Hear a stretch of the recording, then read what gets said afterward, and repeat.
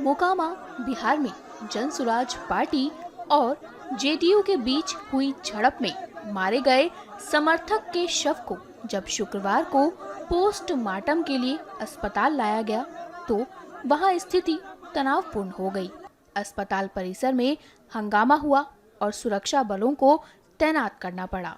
जानकारी के अनुसार जनसुराज कार्यकर्ता दुलार चंद यादव का शव मोकामा के सब डिविजनल अस्पताल में पोस्टमार्टम के लिए लाया गया था। इस दौरान बड़ी संख्या में स्थानीय लोग और पार्टी समर्थक अस्पताल पहुंचे, जहां उन्होंने जमकर हंगामा किया और न्याय की मांग की।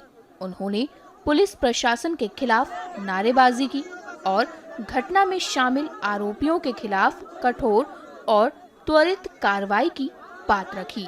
वहीं अस्पताल पहुंचे बिहार में जनसुराज पार्टी के अध्यक्ष मनोज भारती ने इस घटना की निंदा की और बताया कि उनकी हत्या एक संदेश है कि बिहार में बाहुबल अभी भी राजनीति में मायने रखता है। ध्यान से अगर देखें तो ये बहुत सारी घटनाएं केवल जनसुराज के उम्मीदवारों के साथ ही हो रहा है। सबसे पहले जब नॉमिनेशन का समय था, उस समय हमारे बहुत सारे उम्मीदवारों को इन्होंने अगवा कर लिया और उसे नॉमिनेशन करने नहीं दिया। फिर जब नॉमिनेशन हो गया तो हमारे बहुत सारे उम्मीदवारों को गृह मंत्री और शिक्षा मंत्री उनके घर पे जाकर उनको बिठाकर उनका नॉमिनेशन वापस लेने के लिए फोर्स किया। जब ये भी पूरा हो गया, अब जब सारे उम्मीदवार आ गए हैं मैदान में, तब ये हथकंडे अपनाए जा रहे हैं जहां हमारे उम्मीदवारों के समर्थकों को और उम्मीदवारों को इस तरह से डराया धमकाया जा रहा है और हत्या और हिंसक कार्रवाई भी की जा रही है।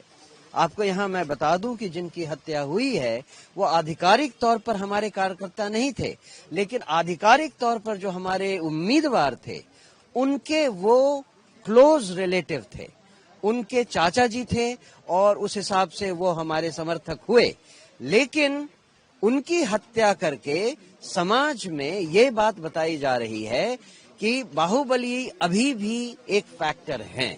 लेकिन बिहार की जनता को अब यही मौका मिला है ये साफ साफ देखने का कि बाहुबलियों के टक्कर में एक तीसरा एक ऐसा शिक्षित काबिल उम्मीदवार खड़ा था जो कि जनता का सही उम्मीदवार बन सकता था।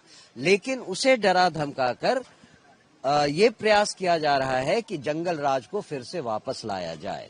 प्रधानमंत्री बिहार आकर कहते हैं कि जंगल राज को हटाइए।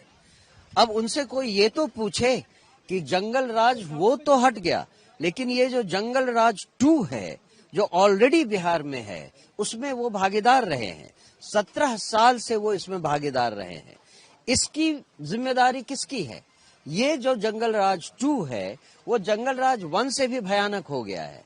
क्या चीज बदला है ये तो कुछ समझ में नहीं आ रहा। बिहार की जनता भी अब समझ रही है कि प्रधानमंत्री बड़े से मंच से चाहे कुछ भी कह दें, बिहार में हालत और लोगों की हालत में एक रत्ती सुधार नहीं हुआ है। जो कुछ अभी देख रहे हैं, जो आपने कहा 24 घंटे बीत गए, अभी तक अपराधियों की कोई खबर नहीं है, उनको पकड़ा नहीं गया है, जबकि हजारों लोगों के सामने उनको गोली मारी गई है, उनके ऊपर गाड़ी चढ़ाई गई है। तो इसकी तो खबर प्रशासन को लेनी चाहिए और इसके लिए पूरी तरह जिम्मेदार आज की सरकार है, आज का प्रशासन है, यहाँ के लोकल प्रशासन है और इलेक्शन कमीशन क्या कर रहा है इसका भी कोई पता नहीं।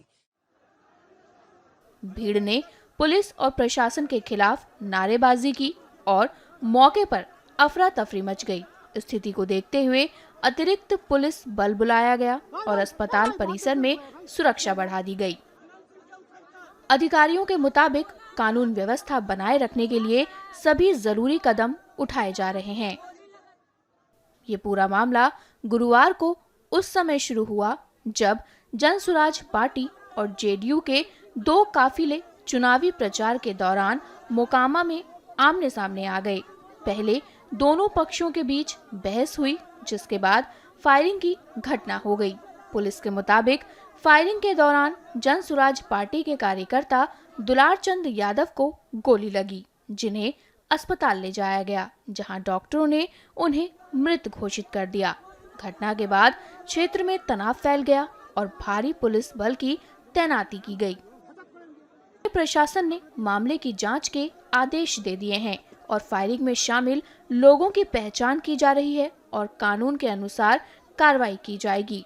घटना पर जन सुराज पार्टी के संस्थापक प्रशांत किशोर ने कहा है कि उनकी पार्टी की एक टीम मौके पर पहुंच चुकी है और पूरी जानकारी जुटाई जा रही है।